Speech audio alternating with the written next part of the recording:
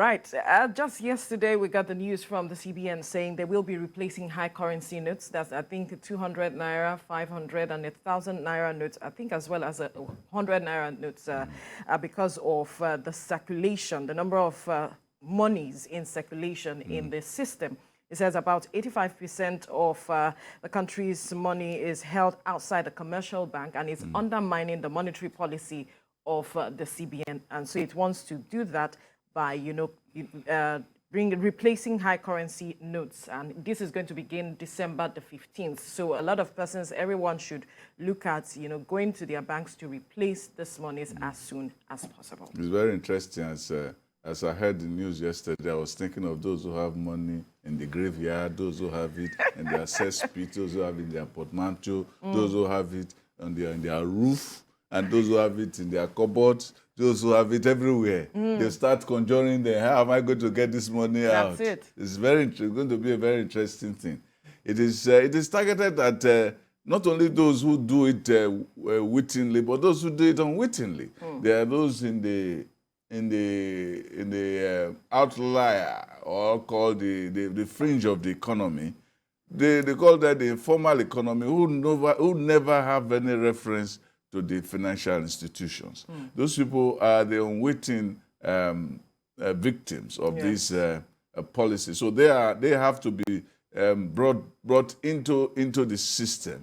It is nothing new. The other group is maybe the politicians and those people have acquired monies and they want to make sure that they do that money without reference to the financial system. We're talking of politicians and executives. They all have to come back to the system now. I can envision long queues. The CBN has said don't charge anybody for depositing huge sums of money, and so that will make it easy to do it. So it's a multiple exercise. One, it helps you to know how much money we have in circulation. Two, it's also a way to hold down inflation and get control of your own currency. Just like you have a lot of money out there, you don't even know who spends it and what happens to it.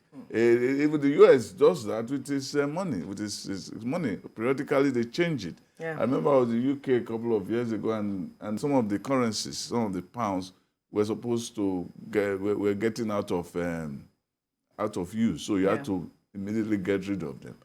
So it happens. It's a very smart economic policy. It also helps you to strengthen the currency, to strengthen your money, to make the money valuable. Yes, there's also the aspect of security, where those who are collecting ransoms, which is also another aspect that is being addressed. Yes, for the criminals. All the bandits, we have to come out with their bands of money and bring it back to the financial system. Remember the last time, there was one time that, this reminds me of the policy of Awolowo during the Civil War, when he changed the currency, the pounds immediately, and it immediately impoverished Biafra.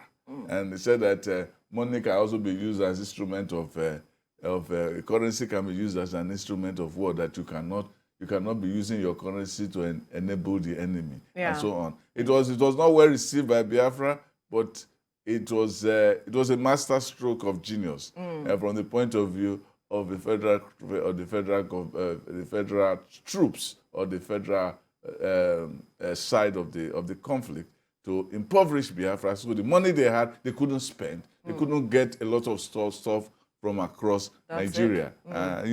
So if you belong to Nigeria, you have to have Nigerian currency. Absolutely. But if you don't belong to Nigeria, why give you Nigerian currency? That's the thing. So the bandits cannot be spending our money, and if they want to spend it, if they want to come back, get it to record, they go and put it in the Nigerian system, Nigerian bank. Then we know who owns that money. That's it. It's a way of monitoring who owns what. That sort of thing. But then again, the experts are, raising concerns with regards to this move by the CBN. They are citing the situation in India, where the Prime Minister in 2016, talked about reining in currencies, high-value currencies, and that led to the slow growth of the economy, that this is not perhaps the right time for us to do that? Well, there's no right time to do a thing like this. It can lead to low growth. Depends on how it is managed. If you have something to do between now and the 15th of December, you get it done quickly. It's about managing expectation and managing expenditure, and it's also an opportunity for the central bank to show that it is smart, to make sure that the loans that are supposed to go out will go out. The demands for the currency are supposed to come early. And some of the problem could come up when the banks cannot bring the money, the new currencies out in time. So that's why it's the task of the federal of the government to get the money, the new currency ready. When the newly designed currency notes ready. So when I'm putting my 1 million inside and I want my 1 million back in new currency, make sure you have it. And if you don't have it, that's where the slow growth will come, because you cannot do it. But no, we also have electronic communication. It's only a problem with those people who cannot do electronic communication, but God knows why. Anyway, let's leave the conversation here now.